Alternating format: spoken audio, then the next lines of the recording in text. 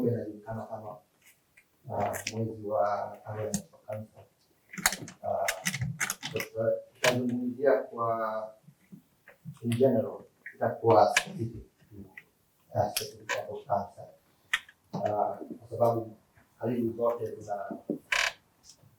tukiangalia upande wa zile science inakuwa kama zinafanana. Okay?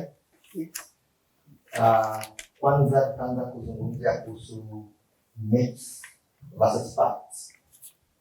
Kuna zile vitu kwenye jamii watu wanasema ukiwa na saratani utakuwa hivi na hivi, ama kuna zile zenye hata nyumbani watu tunaambiwa mtu akiwa na cancer watu wanaanza kutoroka unajipata uko peke yako. So kama ya kwanza ni kuna myth ya kwanza watu wanasema ukiwa ukifanyiwa biopsy inasaidia kuspread cancer. Hiyo ni uongo, kwa sababu biopsy huwa inatumika kuweza kujua kansa yako imeenda kiasi gani, ama kama kujua hiyo tissue sample inaenda kuchukua through biopsy whether itakuwa ni cancer in the first place, kama ni kansa ile ya yenye itasambaa na ita respond aje kwa matibabu. Kuna watu husema kukula sukari inasaidia kansa kuhama. Kukula sukari ina ku-expose utaweza kupata kansa. Hiyo pia ni uongo. Sukari in itself inasaidia hizo cells za kansa to grow, because basically tumor what tunasema ni a group of cells that are dividing uncontrollably. So where are they getting this energy from sugar? Okay? Unapata anytime unatumia sukari nyingi inaenda kufill the tumor cells, but it doesn't mean that using a lot of sugar will make you have cancer. Kuna wenye wanasema skin cancer is colorblind. Wangapi umesikia hiyo? Sana huko. Tukiwa na hii ngozi yetu hauwezi pata saratani ya ngozi. Ukienda kwa jua bila kupaka sunscreen. Hiyo pia ni myth. Kwa sisi wa Afrika tunapata cancer kama wewe.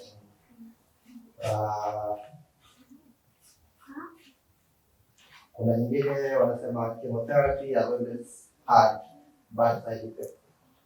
Ni ukweli na pia ni uongo. Kwa sababu kitambo wakati hizi madawa zilikuwa zinaletwa, zile side effects were still trying to understand. At the moment, the management of those side effects have improved, and it's not always that when you have chemotherapy you have bad side effects. Another myth: a lump on your breast is always breast cancer. That's not true. Okay? Some of them are usually hormonal. They come and go, and it's part of the process, part of the human. Kuna wengine wanasema nywele zimea wakishaanza chemotherapy, like ukishatoka nywele haitarudi tena, nywele hurudi. Kuna wanasema ukitumia simu ama zile masks za simu ziko na waves zinazoleta saratani. Hiyo ni uongo. Waves za simu zinatumia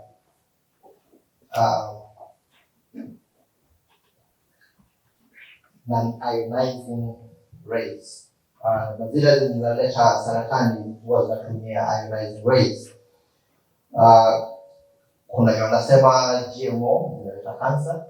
Hiyo pia tunasikia nyumbani mara nyingi sana. Hiyo si ukweli. Mfano na pia kama hapa mifugo zinakula chakula za GMO, lakini tunakula hizi mifugo tunanunua nyama kwa supermarket. That is a myth. It's not true that GMO causes cancer. GMO, what they normally do, inakuwa kwa mfano kwa mmea wanajaribu kuzuia wanajaribu kuisaidia ikuwe resistant to certain diseases and to make it survive. Basically, it's all about the food. They should call it food. Kiswahili na Kiingereza ni chakula. Kuna wenye wanasema cancer is a death sentence. That's also false.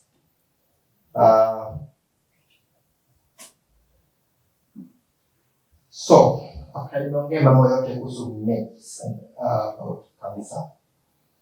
What is it? What is cancer? Cancer is when cells in our bodies divide abnormally and uncontrollably. It can cause, when it does that, it's through an error that occurs during cell division, and this error can be caused by harmful substances in our environment, such as ionizing radiations. An example of things that release ionizing radiations is X-ray. If you get unlimited exposure to X-ray, your cell division is going to be affected. There's chemicals in tobacco, which is found in cigarettes. There's UV rays from the sun, and we can inherit as well these errors in cell division. Our body normally will destroy cells that divide abnormally, and when it fails to do so, that's when cancer begins. When there's the body checking mechanism in which it destroys the cells that are normal as failing. That bit has failed. That's when the tumor starts to become bigger and bigger. So, hapa UK or worldwide, the common cancers that are present or where I work, cancers are breast cancer, lung, prostate, bowel, lymphoma, and myeloma. They're quite common and also very easy to diagnose if it's found early. Ni nini husababisha saratani, cancer? Nimeshaongelea kuhusu smoking, that is tobacco, which can cause up to 15 types of cancers. Kuna obesity. Obesity, it does not cause cancer, but it increases the risk of you to get cancer. Exposure to UV rays. Sema hivyo simaanishi usiende kwa jua. Inakuwa wakati jua iko kali zaidi, you ought to be very careful when that happens. Make sure you are well screened. Kuna diet and healthy eating. Hiyo haisababishi cancer, lakini kile chenye tunakula kinaweza fanya ukapata saratani. So utapata kama hudumu wa afya tuna encourage watu wetu waweze kukula afya nzuri. Chakula kama processed meats. So one of the areas where it has been proven can lead to cancers. Pombe, alcohol can cause up to 7 types of cancers, for example, breast, mouth, and bowel cancers. Inactivity, so we encourage people to remain active. By remaining active, I don't mean that you must go to the gym and lift the weights. I don't mean that you have to run 42,000 kilometers. the things that you normally do. For example, at home, the activities that you will do, cleaning the house, taking a walk, was just around the way you live, just taking a walk and then coming back, just so that your body can remain active. There's viral and bacterial infections, for example, human papilloma virus (HPV) can lead to cancers such as cervical cancers, cancer of the mouth, throat, hepatitis B and C can lead to liver cancers. There's bacteria H. pylori, Helicobacter pylori. It can lead to stomach cancers. Also HIV predisposes us to cancer. There's hormones. Upande wa hormones kuna sana sana upande wa umama wakielekea menopause, saa zingine wanakuwa recommended to start hormone replacement therapy. So for this type of treatment, it does predispose you to cancer. But before you start on that kind of treatment, you usually try to weigh the benefit against what you'll be losing, especially if that duration just become really hard for you to cope. There's oral contraception. It does prevent some cancers. For example, it can prevent ovarian cancer, that's the oral contraceptive pill, but it can also expose you to other types of cancers like breast cancer. Yenye huwa tunapuuza mara nyingi ni air pollution. Hatupuuzi kwa kwenda kwetu, sababu tunapata industry ikikuja na zile laws zimewekwa zisizofuatwa vizuri, what they can release harmful gases into the air. That happens a lot of times in Kenya. Hizi zinafanya watu wanaweza kupata saratani za mabavu, lungs. Also, another cause of cancer can be genetics. It can be in your family. Does not mean that you automatically will have the cancer, but it also increases the risk of you getting cancer, just like obesity. How do we prevent cancer? Anybody? How do we prevent it? Healthy living. Not avoid it, but how do we prevent ourselves from getting it? Healthy living. Healthy living. Any other tips? So there's maintaining healthy weight and eating healthy diets. That's whole grain foods, high fiber diet, avoiding processed foods and red meat. Exercise regularly. Stop smoking if you're smoking, or if you really cannot stop, you can use smokeless tobacco, but yeah, really just stop if you're smoking. Limit alcohol. Enjoy the sun safely. When the sun is extra strong, protect your skin from the UV rays. Protect yourself from STIs. HPV is an STI, the human papilloma virus. Good thing is there's a vaccine to prevent against the virus.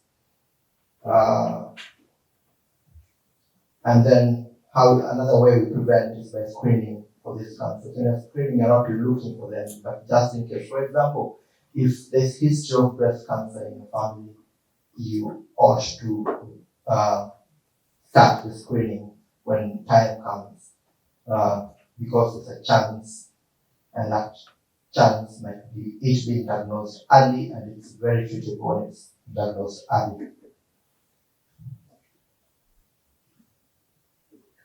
Upande wa cancer screening, zile zenye ziko ni bowel cancer screening, but it's available to everybody. There's something called the FIT test that is normally used here in England, and zinakuwa offered kwa watu wa miaka 60 mpaka 77. Inafanywa kila miaka 2, lakini wanajaribu kupunguza hizo time when wanaanza ku screen to about 50 years to 74. So if you're around that age, most likely you've already received a letter from your GP asking you to go for a screening test. Wote tunatoka England, sio? Yes. Kuna watu wa Wales? No. No. I don't really know that. Kuna cancer za breast cancer screening yenye iko ni again watu wa miaka 50 to 70.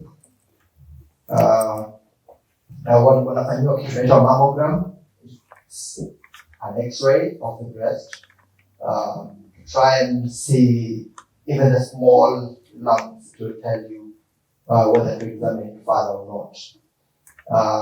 Lakini kama uko chini ya miaka 50, chenye unaweza fanya, kuna kitu tunasema breast self examination. Tunatumai wote tunajua vile inafanywa. Na wanaume pia hapa pia sisi tunaweza pata hii cancer ya matiti. There is cervical cancer screening offered for women in the age of 25 to 64. Unfortunately, there's no screening or standard screening for prostate cancer.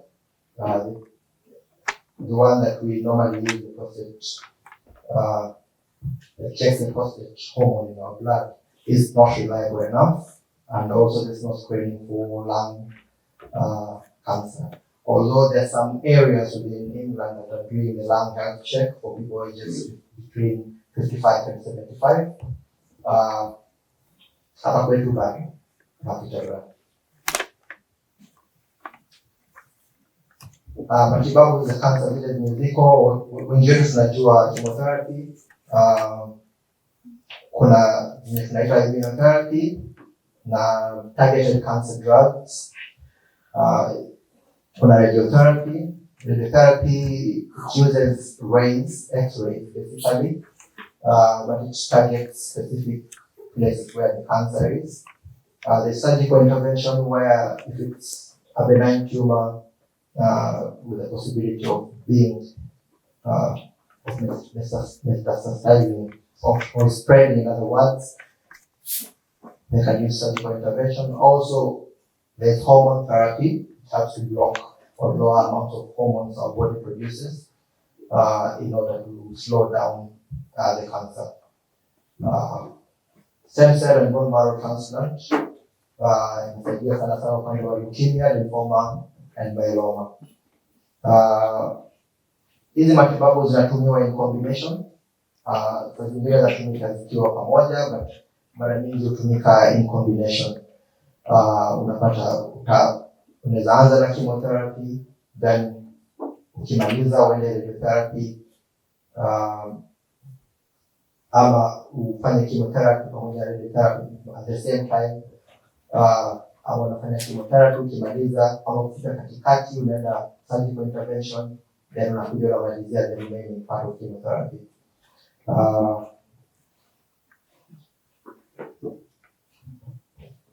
Hapo ndio mwisho.